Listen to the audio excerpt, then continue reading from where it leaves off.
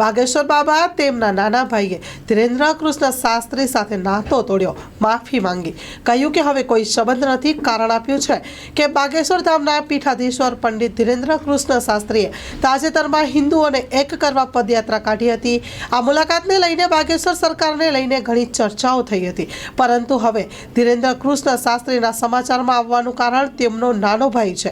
બાગેશ્વર સરકારના નાના ભાઈનું કહેવું છે કે તેણે તેની સાથે સંબંધ તોડી નાખ્યા છે. આ અંગે ધીરેન્દ્ર કૃષ્ણ શાસ્ત્રીના નાના ભાઈએ સોશિયલ મીડિયા પર એક વિડીયો પોસ્ટ કરીને કહ્યું હતું કે તેમનું નામ પંડિત ધીરેન્દ્ર કૃષ્ણ શાસ્ત્રી સાથે ન જોડવું જોઈએ. તેઓ હવે પંડિત ધીરેન્દ્ર કૃષ્ણ શાસ્ત્રી સાથે આજીવન સંબંધ નહીં રાખે. આ સંદર્ભે કહ્યું હતું કે કોર્ટનો સંપર્ક કરશે. તેણે આશરો પણ લીધો છે અને તેનું નામ પરિવારથી અલગ કરવા માટે કાનૂની પ્રક્રિયા શરૂ કરી છે.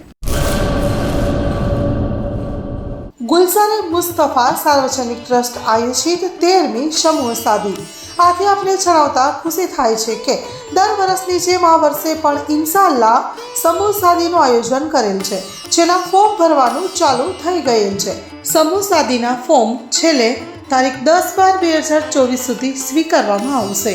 સમૂહ સાદી ઇન્શાઅલ્લાહ તારીખ 19/1/2025 રવિવારે યોજવામાં આવશે.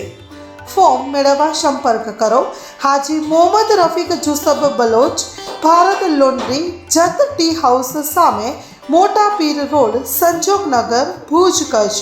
Mobile number 9687314318.